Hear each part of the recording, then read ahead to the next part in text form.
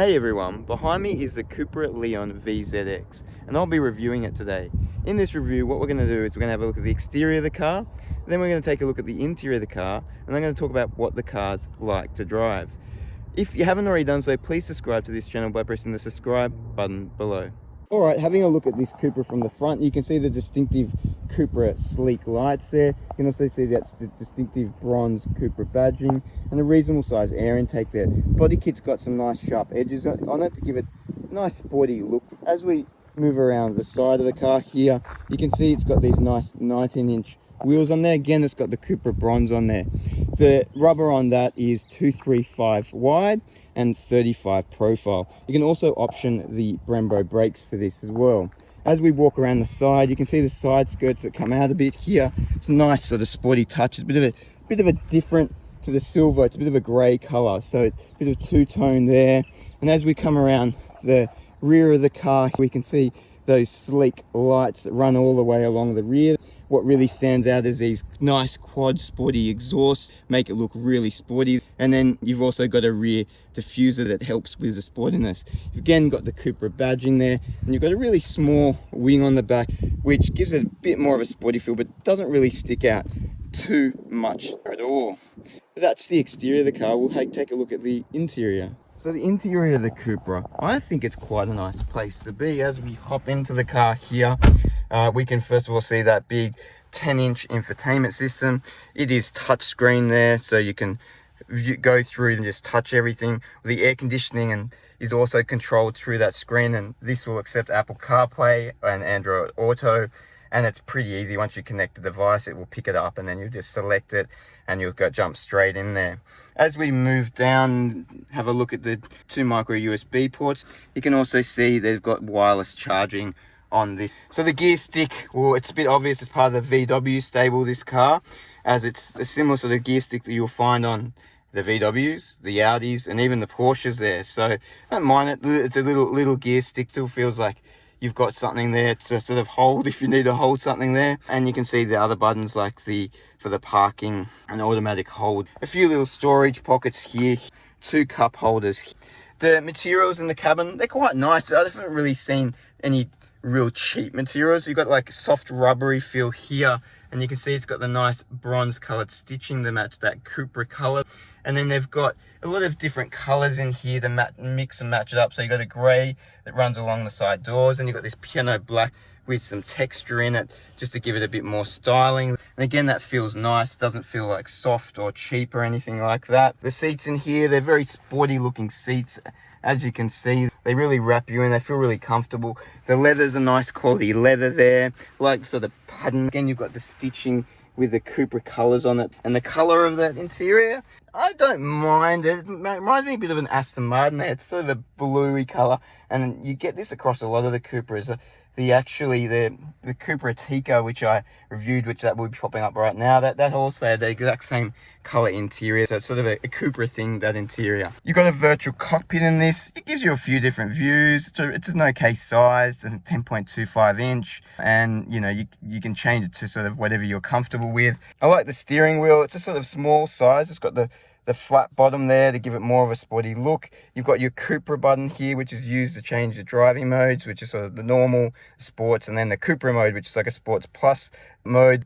And then you've got your start, stop there, and all the other buttons that control various other things. You've got your paddle shifts here if you want to use that as well. And this also has full electric seats where you can program different settings in the seats.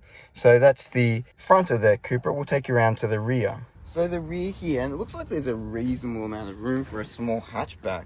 And yeah, I've got that seat probably 3/4 of the way back, and I've still got a lot of room in here. So you could fit 2 adults easily, squeeze a third one in the middle there, but that center drivetrain area does come up a bit. It does take out a lot of that leg room. It's also got the rear controls for the air conditioning here, which is quite good, as you don't really get that in many of the small hatchbacks. You barely will get that in a mid-size SUV. You've also got 2 micro USB ports. You've got some map holders here. Headroom is not too bad. There's not, if you're tall, you might be getting close to touching the top. And then you've got the same similar colored patterns here on the seats in the rear. You'll have cup holders in the center console here too. You can even open up and get right to the back of the boot as well, which I'll show you shortly.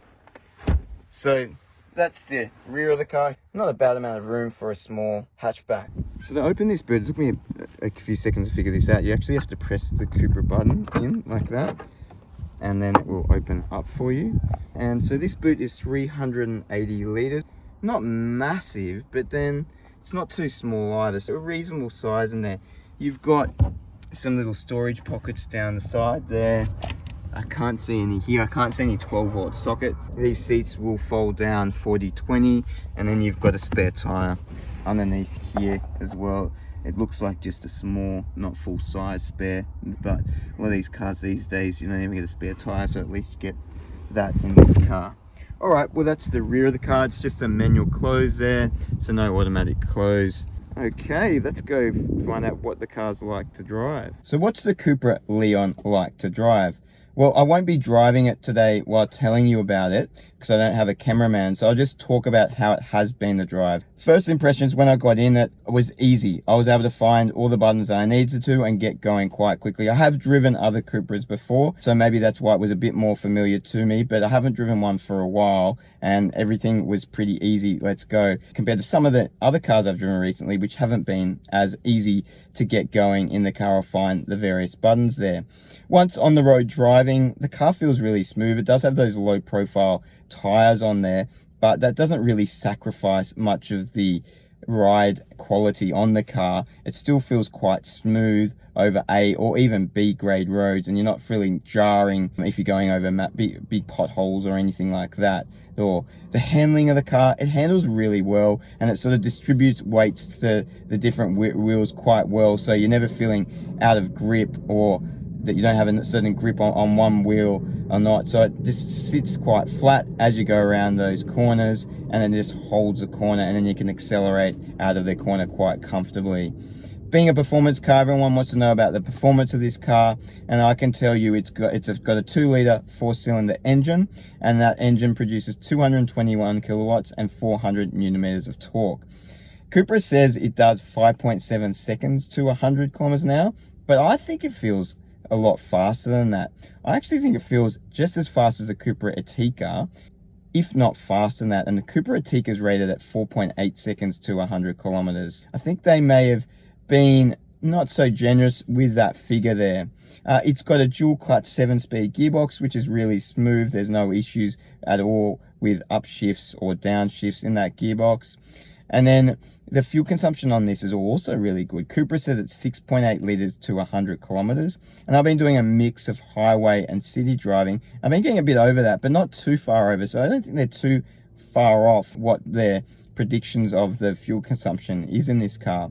The sound system in this car, it could be a bit better, to be honest. It's a 9-speaker Beats system, but it doesn't have the quality of those higher end Bang & Olufsen systems or Bose systems in there. So there's still a bit of lack of quality there and bass in this Beats system.